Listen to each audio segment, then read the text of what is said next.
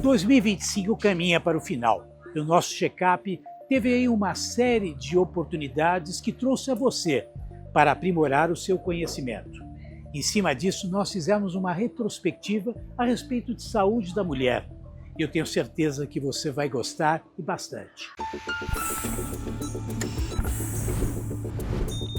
Check-up Jovem Pan, com o Dr. Cláudio Lotenberg. Com o passar dos anos, não é infrequente que alguém já tenha ouvido falar sobre o calorão, um dos sinais da menopausa. O ciclo da menopausa vai além de ondas de calor durante o dia ou ainda pela noite. Essa fase traz diversos sintomas, como aumento de peso, cansaço muscular, além de mexer também com o psicológico da mulher, alterando seu humor e até agravando a sua ansiedade. A menopausa precoce, que geralmente acontece na média dos 40 anos de idade, é também uma preocupação que afeta a qualidade de vida de muitas mulheres.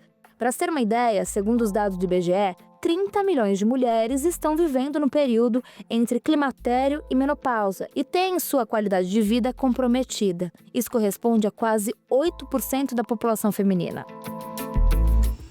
E para falar sobre a menopausa, vai ser muito bom a gente poder escutar, ouvir e ver a doutora Ana Paula Beck. A menopausa é um marco, é a última menstruação. A gente considera, depois de 1 ano da última menstruação, que essa paciente está na menopausa. E o climatério são os anos que circundam antes e o depois desse ponto, né, desse marco. Em geral, 5 a 8 anos antes e 5 a 8 anos depois, que são quando a gente tem todos os sintomas muito característicos. É muito comum a gente misturar e falar tudo menopausa. Né? A paciente está na menopausa, mas a gente usa climatério, perimenopausa para determinar esse tempo de sintomas antes e depois. Acho que o primeiro contato que qualquer jovem tem, mesmo médico, com esses termos, acontece na sua própria casa, com a mãe, com a avó. E hoje a gente vê todo um contexto da mulher inserida no campo de trabalho, algumas optando, inclusive, em ter filhos mais tarde. Nós vamos até falar alguma coisinha sobre endometriose. Mas eu queria saber se essa mudança, ela também afeta a ocorrência da menopausa. Ela pode, de certa forma, ser retardada? Ela pode acontecer precocemente? Como é que você pode descrever esse cenário dos tempos e momentos? Infelizmente, a gente não consegue atrasar a menopausa. A gente ainda gostaria de ter essa situação, mas a gente ainda não tem. A menopausa precoce ela existe, né, que é quando essa situação, a parada da menstruação acontece antes dos 40 anos. E isso acontece em 1% das situações. As mulheres, sim, hoje em dia elas falam mais sobre isso. A gente estava falando como elas têm abordado mais o assunto de menopausa, porque é um assunto que as mulheres hoje estão no mercado de trabalho, hoje elas falam com as amigas, elas estão mais ativas, saudáveis e querem também cuidar da vida, da saúde, e a menopausa muitas vezes tem alguns sintomas que interferem nisso, e para isso que a gente tem abordado mais o assunto. E quais são esses sintomas e particularmente sobre o sentido psicológico? Existe algo que a gente possa utilizar como a descrição de um perfil? Isso vem associado à depressão, à ansiedade ou isso nada tem a ver? Tem muita relação com ansiedade, depressão, uma irritabilidade muito grande. Tem muita mulher que fala, eu não me reconheço mais. Essa é uma fala muito comum do consultório. Eu já não me reconheço, doutora. Eu era uma pessoa calma, eu vinha, eu fazia, eu trabalhava, isso está interferindo na minha vida pessoal, está interferindo no meu trabalho, porque eu conversava, agora qualquer coisinha eu me irrito, isso traz uma ansiedade, porque aí a pessoa acha que por qualquer coisa vai perder o controle, então ela vai ficando mais ansiosa e depressiva, né? A depressão também é um sintoma muito comum da menopausa, isso está sempre muito conhecida essa correlação. Tem ainda outros, né? Por exemplo, o sono inquieto, né? A gente tem uma insônia por conta dos calores noturnos, e isso traz o quê? essa névoa mental que a gente chama hoje. A névoa mental, a paciente tem o quê? Ela tem uma perda das palavras, ela perde algumas capacidades. Algumas pessoas têm uma capacidade muito grande de fazer conta de matemática, que ela começa a sentir essa perda dessa capacidade cognitiva. E isso está relacionado também à menopausa. Então a gente começa a entender hoje nessa névoa, essa incapacidade até de tomada de decisão. Isso, de certa maneira, quer dizer, dentro de um grau de conscientização, a pessoa percebe isso, o que corrobora, na verdade, para uma piora, né, do entendimento daquele momento, né? Então, quando a gente fala que aqueles que convivem com uma mulher numa fase de menopausa têm que ter uma certa compreensão em relação ao momento, é uma afirmação correta. Ah, com certeza, né? A gente conversa com elas e muitas vezes eu falo, traz seu marido. Traz o marido na consulta que eu vou conversar com ele, eu vou explicar como acontece, o que acontece com os hormônios, porque eles descem, a falência ovariana, e aí ele vai se sentir, né, o marido, às vezes o filho, ou quem estiver ao redor daquela pessoa, para ele se sentir mais capaz de entender e apoiar. Né? Porque a gente precisa do quê? Do apoio, do entendimento, e aí muitas vezes o tratamento, ele depende ele é sutil às vezes, né? E até que vai acertar esse tratamento, a gente precisa que eles tenham compreensão. Você falou de algo que para mim parece muito importante na medicina atual, né? O envolvimento da família no acompanhamento das doenças, né? Os desdobramentos dentro do entorno daqueles com quem você convive, né? Mas, por outro lado, claro, a gente recai na raiz da discussão da saúde, que é justamente a genética. A genética interfere na questão da menopausa, de que forma? E você enxerga no futuro alguma interferência de natureza genética que possa mudar a questão da menopausa a ponto de justamente poder prolongar o período menstrual?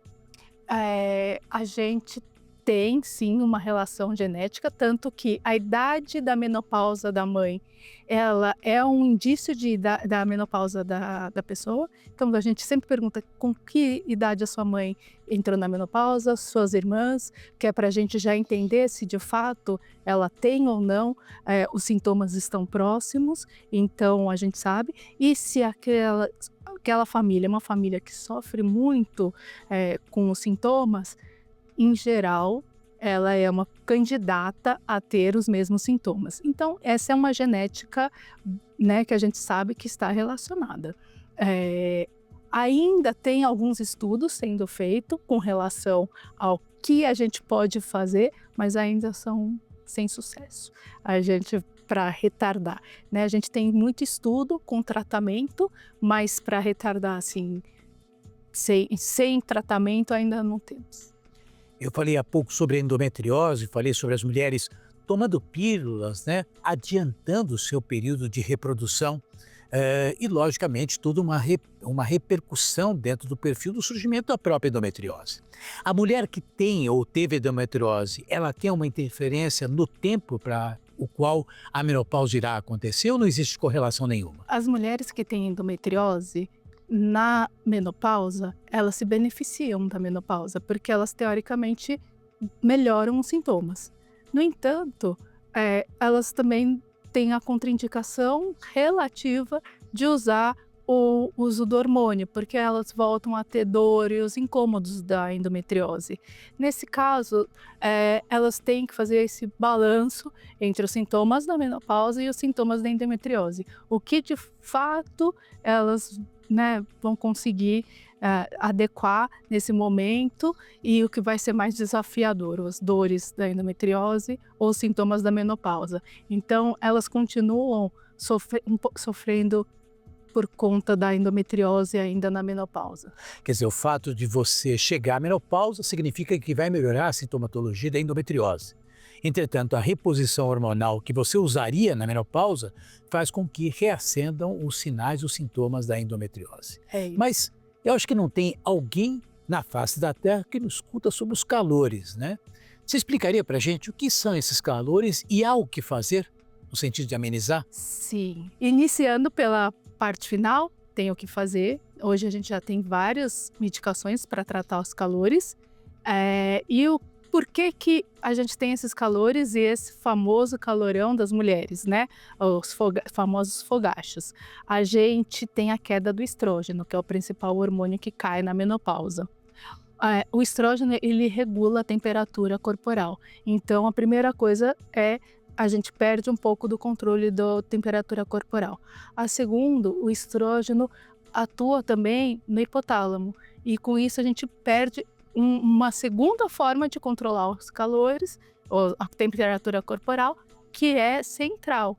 E isso, aí quando o corpo sente o calor, a gente não consegue fazer esse controle adequadamente.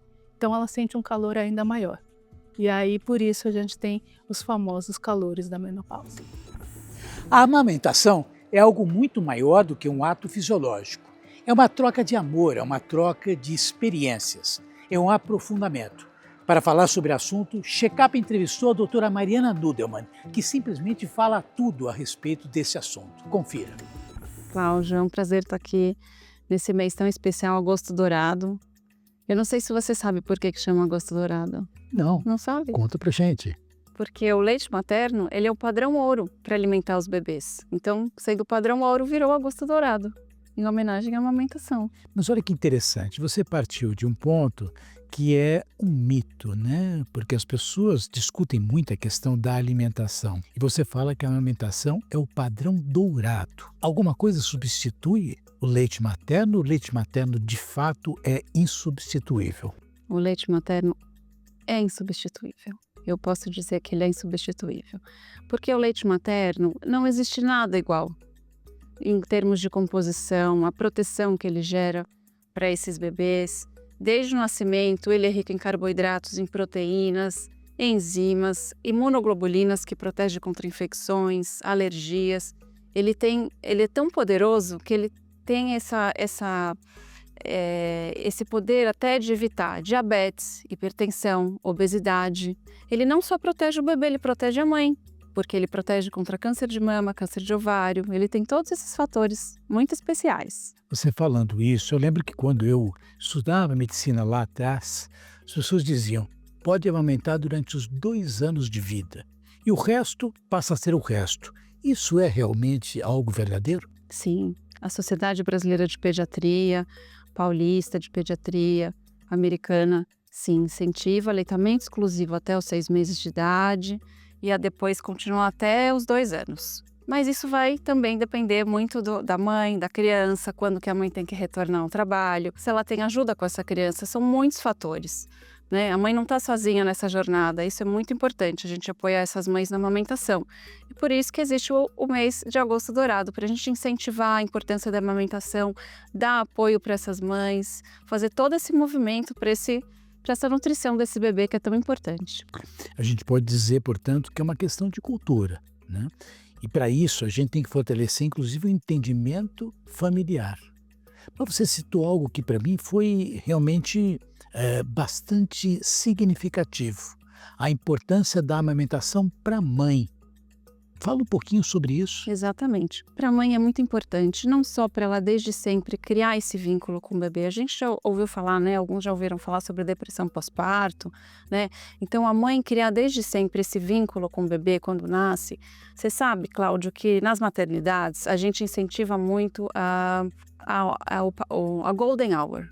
Golden Hour é a primeira hora pós-parto do bebê que a gente tem que colocar esse bebê tá incentivado a colocar o bebê no colo da mãe. Mesmo que ela tenha passado por um parto cesárea, assim que possível o bebê é colocado em contato com a mãe para sugar. Não é com uma ideia de nutrir o bebê, mas com a ideia de formar esse vínculo, de formar essas conexões desde sempre. E para a mãe isso é muito importante. Então, como eu falei, o aleitamento materno, ele ajuda a mãe a prevenir os cânceres porque ele diminui o nível de estrogênio liberado pelo corpo e isso diminui alguns cânceres também na mãe. E quando o leite não é suficiente, é de pouca quantidade, você pode fazer com que haja estímulo para a produção do leite materno para a mãe? Sim, é muito importante nessa fase a mãe ter ajuda, porque a mãe precisa descansar, ela precisa se alimentar adequadamente, tudo isso para favorecer a produção do leite para esse bebê. Uma mãe sozinha, ela infelizmente é difícil dar conta, né? Existem também situações em que o bebê nasce e a mãe às vezes encontra-se impossibilitada de amamentar. Ou porque ela teve alguma intercorrência pós-parto, ela está internada numa unidade semi-intensiva, ou infelizmente a mãe foi a óbito. E a gente precisa fornecer o leite humano para esse bebê, não necessariamente da mãe, mas o leite humano. E existem os bancos de leite, existem mais de 200 bancos de leite. Então, a mãe pode recorrer à situação. O próprio hospital, na verdade, vai recorrer a esses bancos. Não é qualquer mãe, qualquer bebê que tem direito a receber esse leite. Mas sim os internados, hospitalizados, bebês prematuros, têm direito a receber esse leite. O banco de leite é uma realidade que salva vidas. E nós nos interessamos e fomos visitar de perto o banco de leite. Confira conosco. O banco de leite é um sistema de apoio para as mães e para os bebês. O Dr. Cláudio Lotenberg foi até o banco de leite do Hospital Israelita Albert Einstein para uma conversa com a nutricionista sênior do setor materno-infantil, Vanessa Ramiz, e com o gerente médico do setor materno-infantil, Albert Busso. Entenda como funciona e qual a sua importância. Vanessa, como funciona um banco de leite no dia a dia? Então, o banco de leite, que pertence à rede global de bancos de leite humano, ele funciona captando doação de leite externo daquelas mães que estão em casa e que elas têm um excedente e gostariam de doar. E esse leite vai principalmente para os prematuros de uma UTI neonatal. E tem todo um cuidado com esse leite. Então, a gente precisa ter as sorologias dessas mães, dessas doadoras, sorologias de HIV, hepatite B, C, HTLV. Esse leite ele é processado, então ele vai ser pasteurizado, onde a gente elimina as bactérias, vírus, para então poder ser doado para um bebê. Então os bancos eles controlam tanto as doadoras quanto o controle microbiológico do leite. Você que é um pediatra que tem experiência, que vive a realidade dentro de um grande hospital, Albert, você sente que as mães estão mais sensíveis quanto à oportunidade de doar o seu excedente? Com certeza, Cláudio. As mães estão muito envolvidas, muito engajadas nisso. É um ato de amor, é um ato que dá um benefício enorme para os prematuros e eles só têm a ganhar com isso uma alimentação muito mais apropriada, muito mais adequada para esses bebês prematuros que têm um leite específico melhor, mais direcionado para o desenvolvimento deles. Melhor leite para eles. Na verdade, a gente está falando muito sobre isso, porque existe como que fosse uma competição, né, da indústria no sentido de ter um discurso que muitas vezes leva a entender o contrário, né?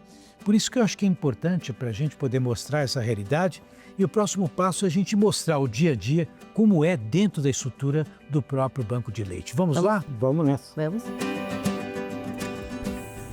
Bom, vamos entrar agora aqui, essa estrutura do banco de leite aqui no Hospital Israelita Albert Einstein. Vanessa, que é nutricionista especializada no assunto, Dr. Albert, que é o diretor da área e, portanto, aqui uma oportunidade de você aprender que este gesto pode mudar a realidade de muitas crianças que precisam ir muito. Lembrando que o leite materno, certamente aquilo que há de melhor, alguns dizem até em cerca de 2 primeiros anos de vida de cada um dos recém-nascidos.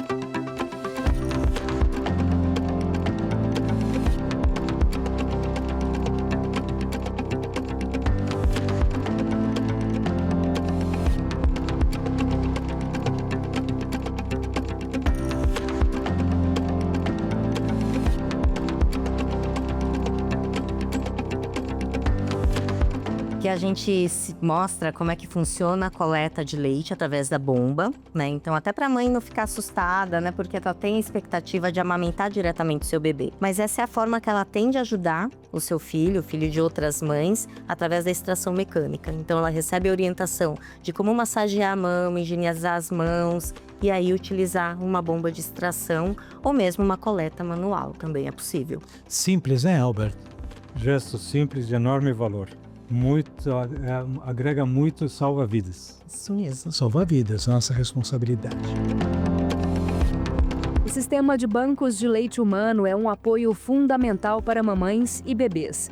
10 ml desse leite podem amamentar até 10 bebês. De acordo com o Ministério da Saúde, no Brasil, existem mais de 200 unidades de bancos de leite. E a doação pode ser feita em uma dessas unidades por qualquer mulher saudável e que não esteja sob uso de medicamentos que possam interferir na amamentação. Nós também não podíamos esquecer de uma campanha muito importante que é o Outubro Rosa, a prevenção do câncer de mama. Para falar sobre o assunto, recebemos o Dr. Frasson, que é um grande especialista no câncer de mama. Confira. O câncer de mama, ele é o principal e mais frequente câncer na mulher? Sim, câncer de mama é a patologia oncológica mais frequente na mulher. Em muitos países, em alguns países, câncer de colo uterino é mais prevalente, mas não é a realidade do Brasil. Aqui, nas mulheres, carcinoma de mama é mais frequente. E qual é o rastreamento que todas as pacientes devem fazer a partir de um certo momento de vida, para que possa ser detectado mais precocemente? Normalmente, o que nós procuramos, em primeiro lugar, Cláudio, é identificar se a pessoa tem um risco familiar ou não. E aí nós dividimos o rastreamento de acordo com o risco. Por exemplo, quem tem mutação em BRCA1 tem uma chance de desenvolver câncer de mama até os 50 anos de 50%. Então não adianta começar o rastreamento aos 40, como se faz normalmente. Depois de passar essa etapa de avaliação de risco, para pessoas sem risco familiar ou genético, o começo do rastreamento deve ser feito a partir dos 40 anos com mamografia, mas qualquer queixa mamária deve ser considerada independente da idade. Então, pessoas que têm, por exemplo, 30 anos e têm uma queixa mamária, isso não deve ser subestimado, porque o rastreamento começa aos 40. O que você chama de uma queixa mamária e o que falar sobre o autoexame? Dor, desconforto, observação de uma área nodular, abaulamento, alteração da forma, presença de secreção. São as queixas mamárias mais comuns. Então, se uma pessoa com 25 anos, por exemplo, refere que apareceu um nódulo de mama, ele tem que ser investigado. Nós observamos um aumento de incidência em mulheres mais jovens, especialmente em países em desenvolvimento. Então, aquela coisa da idade, a partir dos 50 anos, câncer de mama é mais comum depois de 50. Nos países em desenvolvimento, e o Brasil é um deles, a incidência de câncer de mama em mulheres com menos de 40 anos vem aumentando progressivamente. Então, qualquer queixa mamária, a partir de qualquer idade, a princípio deve ser respeitada, deve ser considerada e deve ser investigada. Quando a gente fala de endometriose, nós sabemos que as questões de uma gravidez mais tardia, o uso mesmo de pílula anticoncepcional, isso tem uma interferência. Ao que você pode atribuir essa questão de observarmos, justamente no Brasil, uma incidência de câncer de mama mais precoce? Acho que houve uma série de mudanças comportamentais que influenciaram neste aumento de incidência em pessoas mais jovens. As pessoas naturalmente passaram a se alimentar muito mal, né? As pessoas estão ficando mais obesas, há um aumento de incidência de pessoas mais obesas, alimentação super inadequada. O estilo de vida mudou muito em relação aos fatores de risco, especialmente aos fatores hormonais. As pessoas estão tendo filhos mais tarde, estão amamentando menos, estão tendo menos filhos. Fatores que eram considerados protetores em relação ao risco hormonal também modificaram muito. Não se sabe exatamente o que aconteceu, né, Cláudio, em relação a por que este aumento de incidência, mas é uma soma de fatores comportamentais que provavelmente fez com que a incidência em mulheres mais jovens aumentasse. Agora, a gente tradicionalmente observa, você falou há pouco, da marca dos 40 anos. Paciente assintomática, sem queixa nenhuma, autoexame praticamente inocente e detectou uma imagem. Quais são os passos subsequentes no sentido de explorar isso? Então, a recomendação formal para quem é assintomático é começar com exames de imagem aos 40 com mamografia, porque a mamografia é o único método capaz de fazer prevenção de câncer, porque identifica sinais antes que tenha um carcinoma de mama invasivo. Existem uma série de achados da mamografia, basicamente microcalcificações, deposições de sais de cálcio que só a mamografia é capaz de ver. A ressonância e o ultrassom só vêm numa fase mais avançada. e que muitas vezes são lesões precursoras, que antecipam o diagnóstico de um tumor. Então, aos 40 anos, começar com mamografia e, se precisar, complementar com ultrassom e com ressonância. Quando a gente olha uma mamografia, a gente procura basicamente 4 coisas. Se tem microcalcificações, se tem nódulos, distorções de parênquima, densidades assimétricas. E a partir daí começa a investigação. A investigação, ela, além dos recursos de imagem, quando está indicado fazer uma biópsia? Toda vez que existir uma imagem que não é caracteristicamente benigna. O que significa isso? Microcalcificações agrupadas, nódulos irregulares, densidades assimétricas, você tem uma densidade numa mama e não tem na outra, ou áreas de distorção de parênquima. E nestes casos está recomendado biopsiar, porque nem toda alteração que aparece na mamografia é um tumor de mama. Muitas alterações são benignas, outras alterações são pré-malignas e hoje não se opera absolutamente ninguém sem que a gente tenha um diagnóstico antes da cirurgia. De acordo com o Instituto Nacional de Câncer, para cada ano do triênio de 2023 a 2025, a estimativa é de 73 mil novos casos de câncer de mama no Brasil. Em 2024, mais de 4 milhões de mamografias foram realizadas. Ainda para cada ano deste triênio, a região sudeste possui o maior número de casos, registrando quase 40 mil e, em 2022, foi considerada a região com o maior número de mortes por câncer de mama.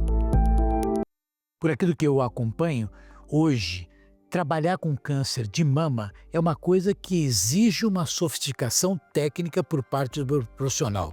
Quando você olha para o Brasil, como está a capacidade de resolver a questão do câncer de mama? Eu já acho que existe uma distribuição adequada de mamógrafos, acho que existe uma distribuição adequada de estruturas. É claro que a qualidade é muito importante e o quanto as equipes levam a sério também as queixas das mulheres e os achados é extremamente importante. Acho que a gente pode melhorar um pouquinho a questão da qualidade. Não é o número de mamógrafos que falta, o que falta muito é que as mulheres se disponham a procurar algo antes que apareça clinicamente. Se a gente fizer um levantamento sobre quantas mulheres no Brasil e que estaria recomendado fazer mamografia para diagnóstico precoce ou para rastreamento realmente fazem, este número é em torno de 12% das candidatas a fazerem exame. Então existe ainda uma falta de conscientização muito grande por parte da maioria das mulheres em realmente buscar um diagnóstico precoce. A maioria das pessoas espera que apareça alguma coisa e, se aparece, nega, porque ainda existe um grande temor em relação ao câncer. As pessoas ainda não entenderam que fazer um diagnóstico precoce realmente é capaz de salvar a vida da pessoa.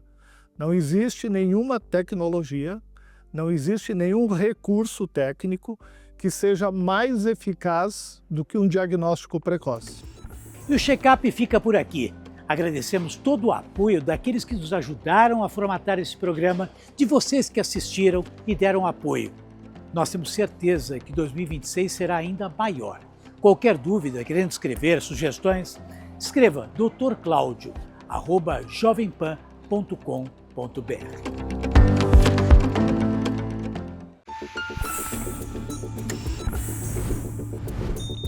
Check-up Jovem Pan, com o Dr. Cláudio Lotenberg. A opinião dos nossos comentaristas não reflete necessariamente a opinião do Grupo Jovem Pan de Comunicação. Realização Jovem Pan News.